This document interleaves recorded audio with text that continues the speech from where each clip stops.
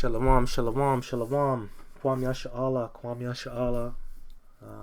Now, before I get started, as always, I just want to give all praises, glory, and honor due unto Yahweh, Bahashem, Yahweh Shai, Bahashem, Rakaha, Chodash, and double honors to the apostles and elders of Great Millstone of GMS that do teach wrong, that do rule wrong, that have taught me this truth. To you I say shalom, and shalom unto the hopeful elect.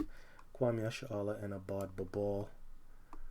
And yeah, man, you Latin tribes, man, you're catching hell with this whole Trump, deportation bill. Trump passed this deportation bill to kick you guys out of the country. Really going into you illegal migrants and you illegal immigrants that don't have your papers. Whether you're good or bad, he's going to kick you out. He don't give a damn. And this woman, she's pissed off about that. And she's just going into the facts, man, about how a lot of Latinos voted for Trump. And guess what? This is how he's repaying you. He doesn't give a damn. He doesn't give a damn if you voted for him. And he's looking out for the best interests of really white America. Let's be real.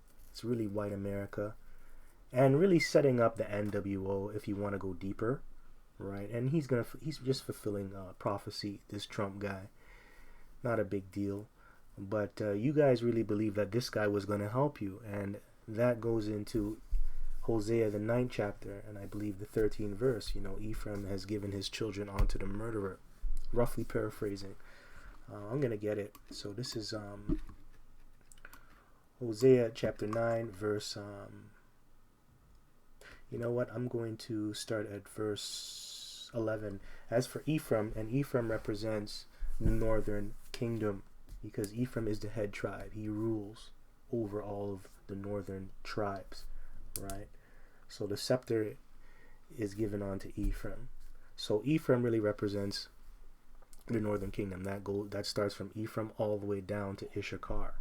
And a lot of you Issacharites are affected too. You're the poster boy for the deportation. Everybody gets on Ephraim. I mean, not Ephraim, Issachar. Because Issachar, you so-called Mexicans, are known for crossing the border illegally, right? Right. But, it says, as for Ephraim, their glory shall fly away like a bird from the birth and from the womb and from the conception. And, your glory is your women. Your glory is your land. Your glory is all the things that you have accomplished. The Lord, he took that away and he gave it to the murderer, which is Esau, Edom. This guy came and stole your land. Right? He stole your land and he took everything away from you. And now you're treated like an illegal alien when he's the illegal alien. Right? So that's what it means. Their glory shall fly away like a bird. And what happens when a bird takes off? When you see it fly off into the distance, it just disappears. It just turns into a dot in the sky.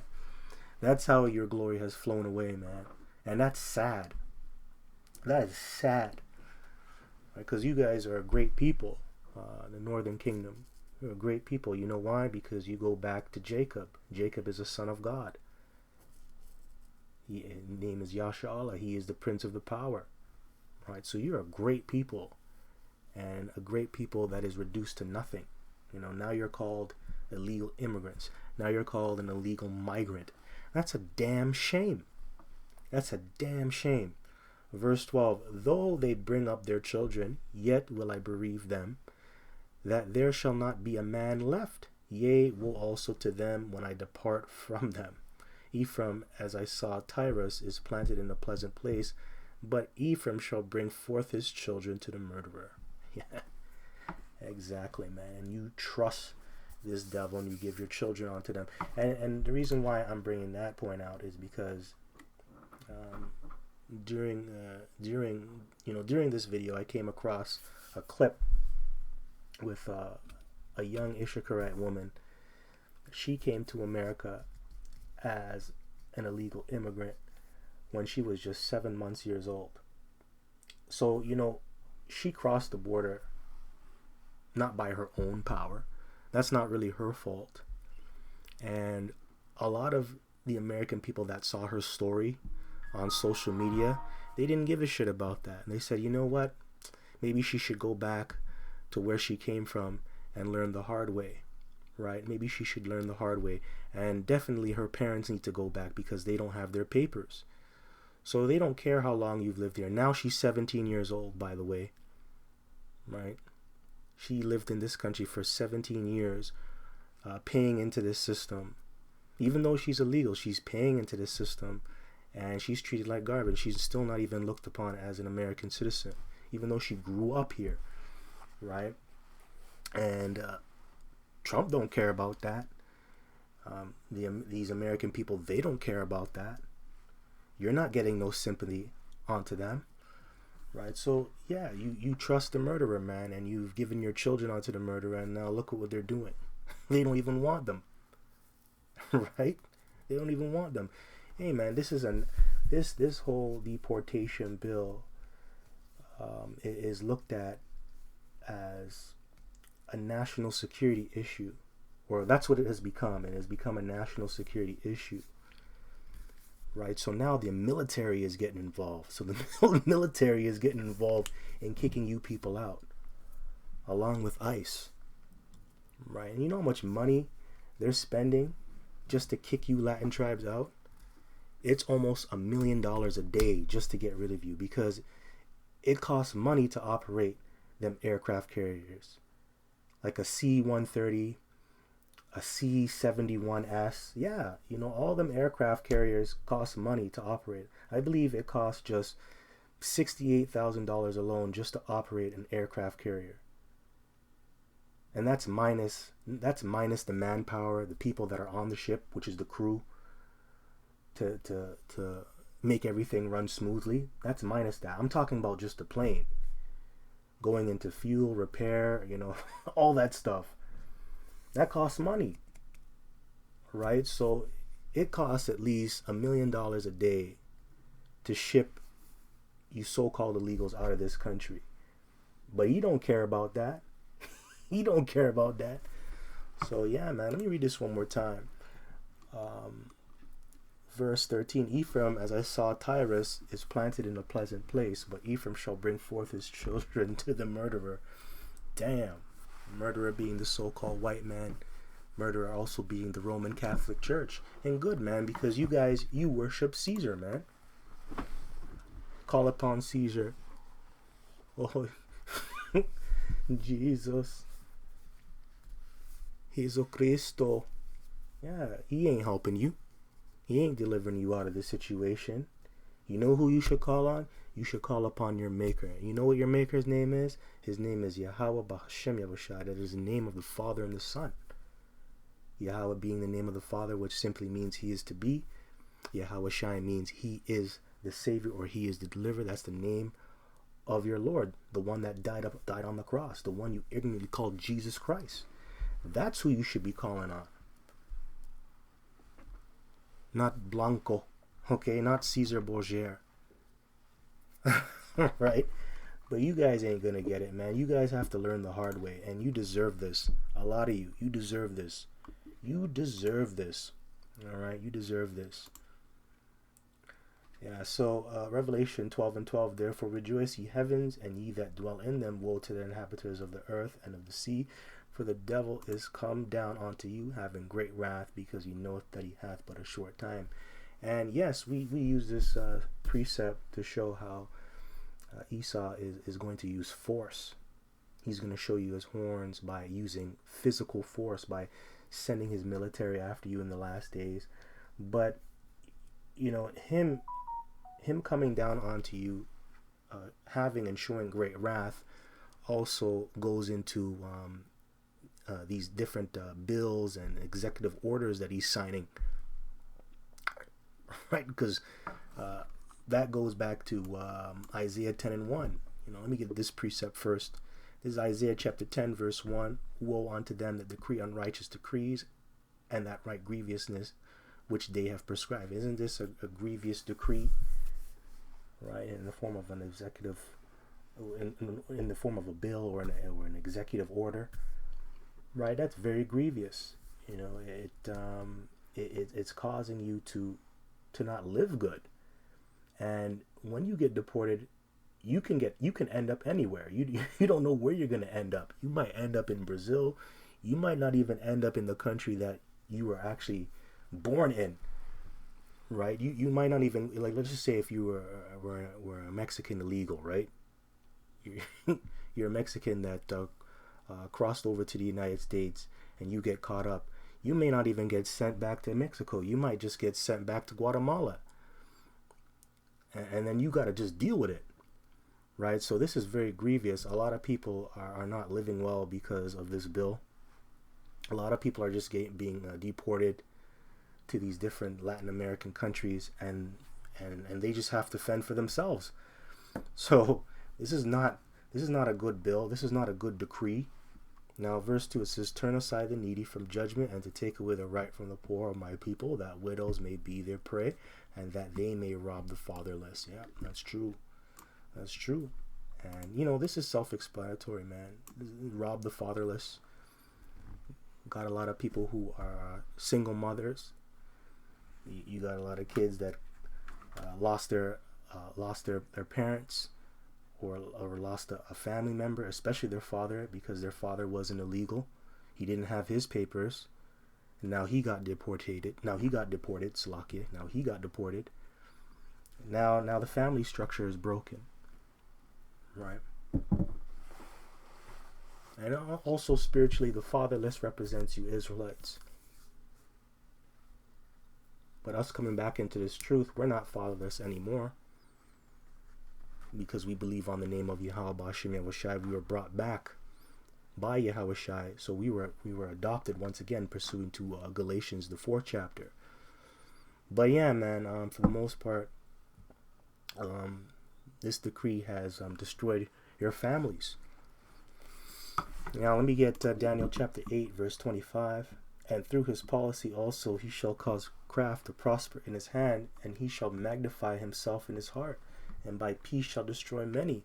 He shall also stand up against the prince of princes, but he shall be broken without hand." Ultimately, Esau Edom is going to go up against the prince of princes, being Yahushua, in the last days. But he will be destroyed by our Lord and Savior, Yahushua, through the chariots, you know, through spiritual powers. But what I really want to get into is this policy. And that policy is going into the documentation, the bills, the decrees, right? Executive orders, right? And that's going to allow this devil to magnify himself in his heart.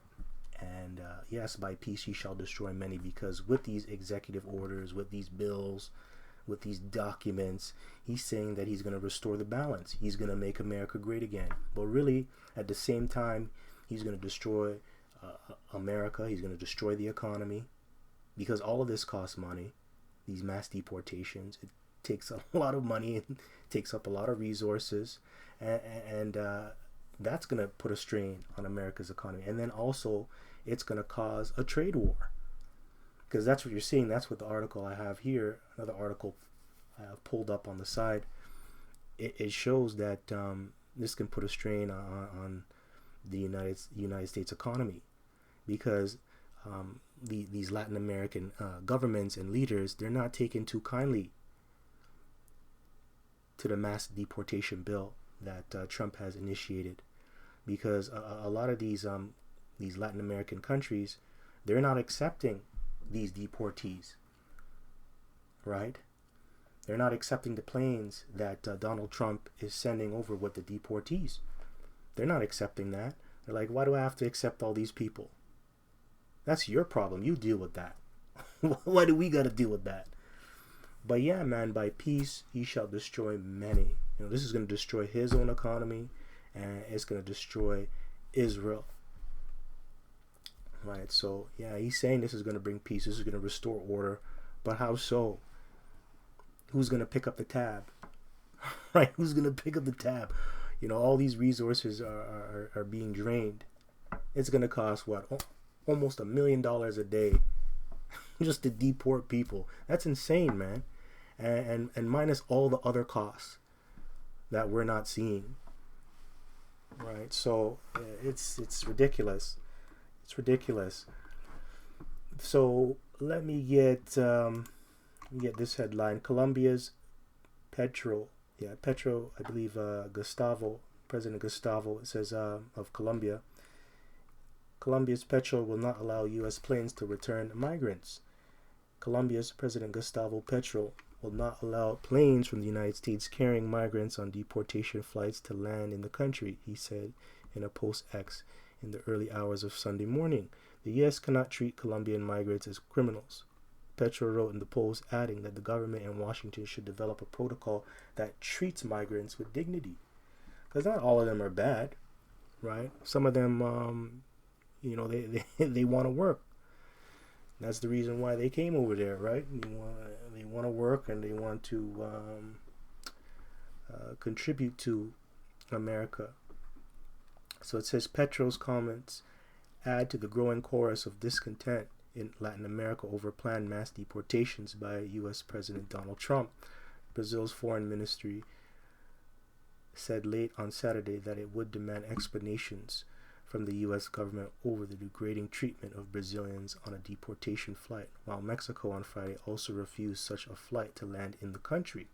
Officials from the U.S. Department of Homeland Security and U.S. Immigration and Customs Enforcement did not immediately reply to the request for comment. So, they're not even accepting these deportation flights to land in their own country. So that's not looking too good, right? Let's see. It says Trump border czar tells ABC military planes will deport migrants every day. Right. Let me just go here. This, by the way, this was posted today.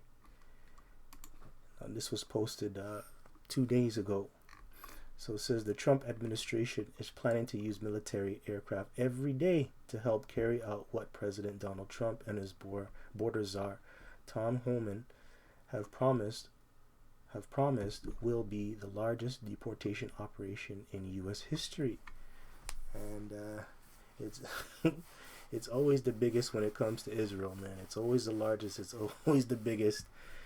We always make history as a people. Because Jacob is the form of all things, and we're cursed. So everything's gonna be just be magnified, and magnified by like times 10, and that's you Israelites, man. That's how it is with you. In an interview with ABC this week, co-anchor Martha Radatz Holman said that only days after Trump took office, the U.S. government for the first time ever used military aircraft to transport migrants back to their home country, and it will now be a daily occurrence. So this is daily, guys, just like I said. So here's the proof, and that's a lot of money. According to U.S. officials, the U.S. military on Thursday flew more than 150 migrants to Guatemala on 2 separate flights. But Holman made clear that the military flights are just one part of a much broader plan. He claimed that unlike under the Biden administration, immigration and customs enforcement officers are now free to arrest any of the estimated more than 11 million immigrants in the country without legal status, not just those identified as priorities for deportation for being convicted criminals or other public safety threats. It says if you're in the country illegally, you're on the table because it's not okay to violate the laws of this country, he said. Holman said that while the Trump administration enforcement actions are currently prioritizing public safety and national security threats, they're going to open up the aperture in weeks and months ahead. So yeah, man, you're not safe. So anybody that's illegal, you're going to get thrown on a plane back to Latin America, wherever you came from, or wherever they want to put you. Right, so he don't even care if you're functioning the right way. That means if you're law abiding and you have a job and you're paying into the economy. He don't care if you're illegal. Get the fuck out. Right. Okay, so this is U.S. Customs and Border Protection security agents guide a group of illegal aliens to board a C-17 Globemaster III aircraft. Look how big this thing is. See that this guy's a part of the crew. All of this takes money, man. This guy has to be paid a salary. They have to be paid. This has to be fueled. All them tires have to be checked, right? You know, this all costs money, and this is being done daily. That's a lot of money, man. Like, you know, this is almost probably $1 million a day. $1 million a day per flight. I wouldn't be surprised, man, because the military is getting involved. That's a lot of resources. So, hey, that's how this devil's moving. So, this is the next one. Context.news. In data, the economic cost of Trump's mass deportation plan. Okay, let's see here. Okay, I'm just going to skim through it. The deportation of masses of workers would curb production and tax revenues, hitting key industries, state economies, and overall growth, the research shows. The Peterson Institute for International Economic estimates the U.S. economy could shrink by 1.2% by 2028 if the government deports 1.3 million people, which it considers to be at the low end of the deportation goal. Gross domestic product could fall by a whooping 7.4% over that time frame if it deports all 8.3 million undocumented immigrants that work in the U.S., it added. And it says, how many workers are we talking about? So 11 million undocumented. Actually, hold on. So let's just look at the charts. Workers lost due to mass deportations by industry. Construction. Of course, construction. Yishakar. Right? Working as hospitality. So hospitality, I believe that goes into like restaurants and stuff. Manufacturing, you know, these factories. So it's 1 million workers in hospitality, 1.5 million construction workers, general service, 500,000, transportation and warehousing, almost 500,000 again, almost 500,000, agriculture, farming. These are all the jobs that you guys do, and you know, look at these industries, man. This is what keeps America afloat. Definitely construction. You need construction workers to build these roads, these complexes, these buildings, these apartments, these condos. Right? You need construction workers. So if you leave, this place is gonna be impacted severely. That's not a good thing. Okay, so let's read this. What industries will be affected? The employment of undocumented immigrants sustains multiple industries, such as manufacturing and agriculture, and they represent a large share of construction workers, from plasterers and drywall installers to ceiling tillers and roofers.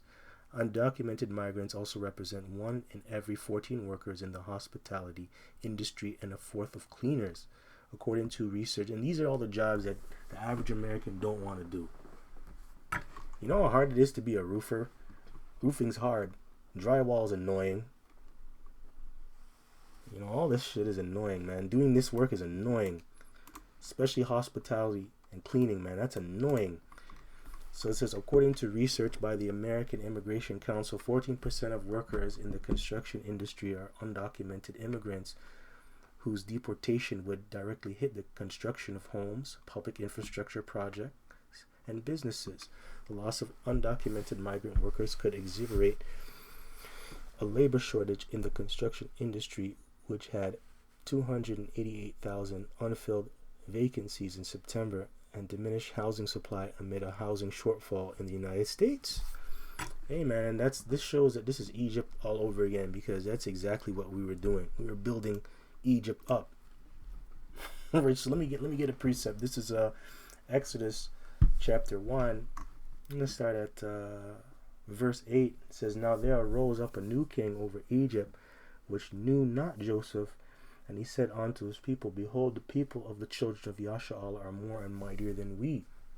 Come on, let us deal wisely with them. And this is how Trump is dealing wisely with you, by kicking you out. All right? kicking you out, deporting you, exiling you from this place, right? Because you're gonna take over. You're gonna take over, man. Okay, you're gonna take over. So it says, "Come on, let us deal wisely with them, lest they multiply, and it come to pass that when there falleth out any war, they join also unto our enemies and fight against us, and so get them up out of the land." And that's true, they could. Therefore they did set over them taskmasters to afflict them with their burdens, and they built for Pharaoh treasure cities, Pithom and Ramses. Now this is going more into slavery, right? But I'm just going into this to compare how this is like Egypt all over again. You know why? Because we built Egypt up. We built Egypt up. We're doing all the jobs that these people don't want to do. You know, Pharaoh himself ain't gonna pick up a shovel and pick up bricks, pick up a wheelbarrow. He ain't gonna do that. He ain't gonna get his hands dirty. That's for the slaves, right? So really, you slaves being the tribes, you're doing all the low work. And that starts with you Latin tribes, especially Issachar. You're doing construction, and you know your wages are cut in half. You're not making minimum wage. You're making below minimum wage. That's a well-known fact that they do that to illegals. They don't pay them correctly. They don't give you benefits. They overwork you. They give you long hours. Right? There's no PPE, WIMIS, whatever they call it. They don't give a shit about that. And if you get hurt on the job, they just fire you, man. And they don't have to give you a severance package. They don't have to do none of that shit. So that's slavery, man. That's actually slavery when you come to think of it. But anyways, man, verse 12. But the more they afflicted them, the more they multiplied and grew. And they were grieved because of the children of Israel. And the Egyptians made the children of Israel serve with rigor. They made their lives bitter with hard bondage in mortar and in brick. Yeah, in mortar and brick. You know what that means? Mortar and brick means construction work. And in all manner of service in the field. That's right. So going into hospitality, going into agriculture, you doing the shit work. All their service wherein they made them serve was with rigor. And that sucks, man. That sucks. That actually sucks. So let me get a precept. Let me go into Issachar. Let's go into Genesis 49 and 14. Issachar is a strong ass couching down between two burdens. And he saw that rest was good, and the land that it was pleasant, and bowed his shoulder to bear, and become a servant unto tribute. So yes, he dedicated his life to hard work. He became a slave, you know. He bowed his head down. He's like, you know, I'm going to work hard. And that's why you're called Issachar. Issachar means a strong ass, a working ass, a beast of burden. Because that's what a donkey is. A donkey is a beast of burden. It carries a heavy load. And look at the stats, man. This is a heavy load. Right? Look at all the industries that are going to be affected. And you Issacharites are involved, man. Look at this. All these industries are going to be affected. Right? Construction, hospitality, manufacturing, general services, transportation and warehousing, agriculture. Look at that, man. Hard work. Labor, bro. General labor. Hard work. And that's Issachar. So you're being kicked out. Being kicked out. And you know, this is just prophecy. That's the reason why you're in these industries, man. Because you're a working ass. All right, so you know, I hope this was edifying. You know, until next time, I just want to give all praises, glory, and honor due unto Yahweh, Bahashem, Yahushai, Bahashem Rakach Chodash, and double honors to the apostles and elders of Great Millstone of GMS, to USA Shalom, and Shalom unto the whole for like Kwame Yashal and a Bible Ball.